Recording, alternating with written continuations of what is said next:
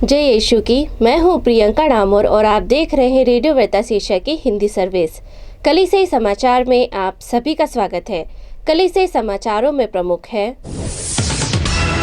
Pope Francis ने कहा, विश्वास हमारी अपनी योग्यता का फल नहीं बल्कि यह ईश्वर की देन है। कार्डिनल क्रोयस्की ने यूक्रेनियों की सहायता करने वालों को धन्यवाद दिया। हांगकांग के अधिकारियों द्वारा पासपोर्ट जारी करने के बाद कार्डिनल जैन बेनेडिक्ट 16वें के अंतिम संस्कार में शामिल हुए। कारितास बांग्लादेश ने बांग्लादेश के गरीबों को कपड़े वितरित किए। श्रीलंकाई कार्डिनल ने कैथलिकों से 2023 में नया श्रीलंका बनाने का आग्रह किया। पोप ने संयुक्त अरब अमीरात में नए प्रेरित राजदूत की नियुक्ति की। उत्तर बंगाल के जलपाईगुड़ी के टी गार्डन पैरिश ने कैथलिक समुदाय के स्थापना के 100 साल पूरे किए। छत्तीसगढ़ में चर्च में तोड़फोड़ करने के आरोप में 10 लोगों को किया गिरफ्तार। असम राज्य में ईसाइयों ने पुलिस सर्वेक्षण के खिलाफ मोर्चा खोला। रेडियो वेरितास एशिया आपके लिए लेकर आए हैं आरवीए मोबाइल ऐप। आरवीए मोबाइल ऐप पर हमारे विभिन्न प्रकार के कार्यक्रमों का लाभ लें, हमसे जुड़े और एशियाई ईसाईयत की आवाज का हिस्सा बने। आज ही ऐप स्टोर एवं प्ले स्टोर से आरवीए मोबाइल ऐप डाउनलोड करें। अब जानते हैं समाचार विस्तार से। पोप फ्रांसिस ने कहा, विश्वास हमारी अपनी योग्यता का फल नहीं बल्कि यह ईश्वर की देन है।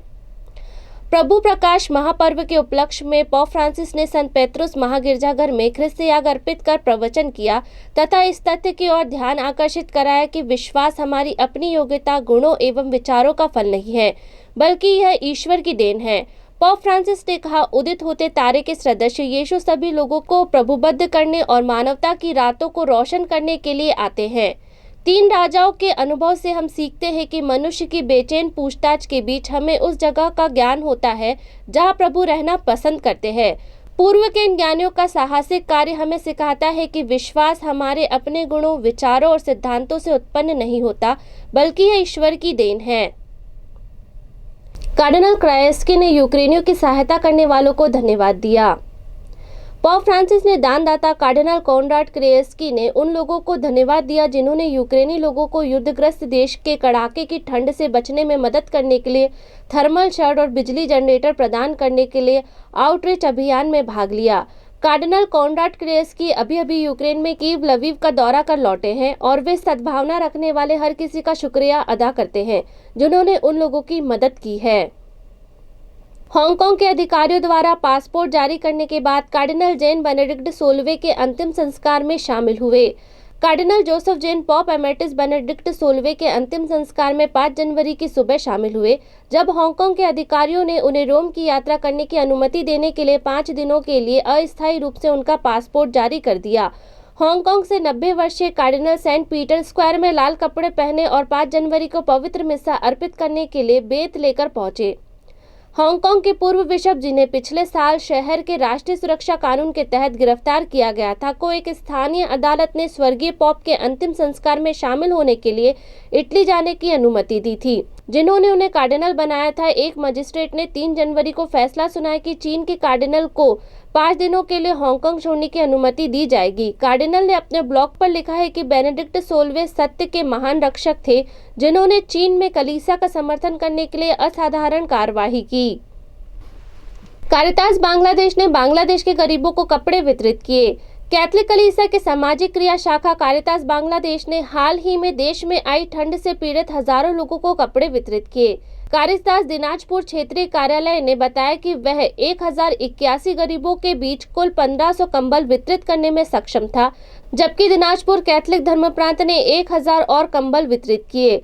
देश के दिनाजपुर, राजशाही और सिलहट क्षेत्रों में 3 क्षेत्रों में कारितास द्वारा कुल 3500 कंबल वितरित किए गए हैं। कारितास दिनाजपुर के क्षेत्रीय निदेशक रोंजोन जॉन पॉल रोजारियो ने कहा, इस ठंड के मौसम के दौरान गरीब लोग, विशेष रूप से वृद्ध लोग बहुत पीड़ित हैं और कारितास बांग्लादेश इन लोगों के साथ खड़ा है। पोप ने संयुक्त अरब अमीरात में नए प्रेरित राजदूत की नियुक्ति की। पोप फ्रांसिस ने 3 जनवरी को संयुक्त अरब अमीरात के लिए प्रेरित नुंशो के रूप में रोसेलो के टाइटैनिक आर्चबिशप मोनसिग्नोर क्रिस्टोफ जखिया अल कासिक को नियुक्त किया। आर्चबिशप अल कासिक अबू धाबी में राजदूत में निवास करने वाले पहले राजदूत होंगे। पाकिस्तान में कलीसिया के नेताओं ने संयुक्त अरब अमीरात के राजदूत के रूप में मोनसिग्नोर क्रिस्टोफ जखिया अल कासिक की नियुक्ति का स्वागत किया। श्रीलंकाई कार्डिनल ने कैथलिकों से 2023 में नया श्रीलंका बनाने का आग्रह किया। कार्डिनल मैल्कम रंजीत ने कोलंबो कैथलिक समुदाय से आग्रह किया कि वे अपने भाइयों और बहनों को पूरी तरह से नए श्रीलंका का निर्माण करने के लिए गले लगाएं। कोलंबो महाधर्म प्रांत के कार्डिनल रंजीत ने श्रीलंका में ईसाई समुदाय के लिए एक नए साल के वीडियो संदेश को संबोधित किया। इन हालिया आर्थिक आपदाओं के जवाब में उन्होंने श्रीलंकाई लोगों को एकजुट होने और देश का पुनर्निर्माण करने का आह्वान किया। कार्डिनल रंजीत के अनुसार भले ही श्रीलंका को आज़ाद हुए 75 साल हो गए हो, लेकिन आज हम दुनिया के गुलाम हैं। उन्होंने जोर देकर कहा कि यदि मौजूदा व्यवस्था जारी रहती है तो देश नष्ट हो सकता है, आर्थिक रूप से अपमानित हो सकता है और खो सकता है। उनका मानना था कि श्रीलंका के लोगों को ऐसा नहीं होने देना चाहिए। उत्तर बंगाल के जलपाईगुड़ी की टी गार्डन पैरिश ने कैथलिक समुदाय की स्थापना के 100 साल पूरे किए। उत्तर बंगाल के जलपाईगुड़ी जिले के डुआर्स क्षेत्र में एक चाय बागान पल्ली ने 8 जनवरी को नगराकाटा के पास नया सिली टी गार्डन के पास चंपागुरी में कैथलिक समुदाय की स्थापना के 100 साल पूरे होने के समारोह का उद्घाटन किया।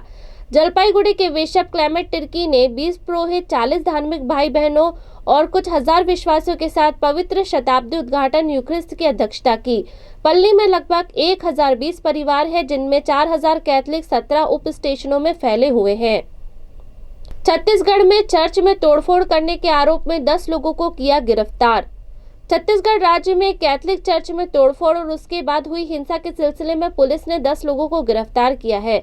पुलिस ने 5 जनवरी को हिंसाग्रस्त जिले सहित बस्तर क्षेत्र में एक दिन के बंद के बीच नारायणपुर जिला मुख्यालय के मध्य में स्थित हिंसा प्रभावित सेक्रेड हार्ट चर्च में और उसके आसपास सुरक्षा कड़ी कर दी थी। गिरफ्तार किए गए हिंदूवादी भारतीय जनता पार्टी के नेताओं सहित नेताओं को न्यायिक हिरासत में भेज दिया गया है। जिले के शीर्ष पुलिस अधिकारी सदानंद कुमार पुलिस अध्यक्ष ने मीडिया को बताया कि पुलिस ने चर्च परिसर के अंदर एक हाई स्कूल सहित सेक्रेड हार्ट चर्च और अन्य कैथलिक संस्थानों को 24 घंटे सुरक्षा प्रदान की।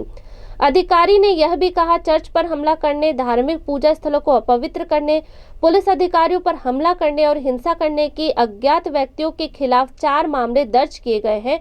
चर्च में हमले और उसके बाद हुई हिंसा के सिलसिले में गिरफ्तार किए गए 10 लोगों को न्यायिक हिरासत में भेज दिया गया है। इनकी गिरफ्तारी 3 से 4 जनवरी को हुई थी। पुलिस ने सीसीटीवी फुटेज और मोबाइल फोन रिकॉर्डिंग के आधार पर अन्य आरोपियों की तलाश भी तेज कर दी है। असम राज्य में ईसाइयों ने पुलिस सर्वेक्षण के खिलाफ मोर्चा खोल दिया है। असम राज्य में ईसाइयों ने पुलिस के साथ सहयोग नहीं करने का फैसला किया है, जिसने कैथलिक, उनके चर्चों, संस्थानों और धार्मिक रूपांतरणों का विवरण इकट्ठा करने के उद्देश्य से एक सर्वेक्षण शुरू किया था। 5 जनवरी को गुवाहाटी के आर्चबिशप जॉन मुलाचिरा ने कहा, कैथलिक चर्च और संस्थानों ने विवरण देने से इनकार कर दिया है क्योंकि सरकार और राज्य के मुख्यमंत्री ने खुद इसे अस्वीकार कर दिया है। आर्चबिशप मुलाचिरा ने कहा कि ईसाई 16 दिसंबर को असम में पुलिस विभाग द्वारा जारी परिपत्र को भेदभावपूर्ण मानते हैं क्योंकि यह चर्च की गतिविधियों को अलग करता है। सर्कुलर पर ईसाइयों की आपत्ति के बाद राज्य के मुख्यमंत्री हेमंत बिस्वा शर्मा ने एक प्रेस कॉन्फ्रेंस के दौरान इसे अस्वीकार कर दिया। राज्य सरकार चलाने वाले हिंदूवादी भारतीय जनता पार्टी के नेता ने कहा, उनका प्रशासन राज्य में ईसाइयों की गतिविधियों का कोई सर्वेक्षण नहीं चाहता है। इसी के साथ कलीसिया समाचार समाप्त हुए। अगली बार फिर मुलाकात होगी नई खबरों के साथ। नमस्कार। रेडियो वेरितास एशिया आपके लिए लेकर आए हैं आरवीए मोबाइल ऐप। आरवीए मोबाइल ऐप पर हमारे विभिन्न प्रकार के कार्यक्रमों का लाभ लें, हमसे जुड़े और एशियाई ईसाईयत की आवाज का हिस्सा बने। आज ही ऐप स्टोर एवं प्ले स्टोर से आरवीए मोबाइल ऐप डाउनलोड करें।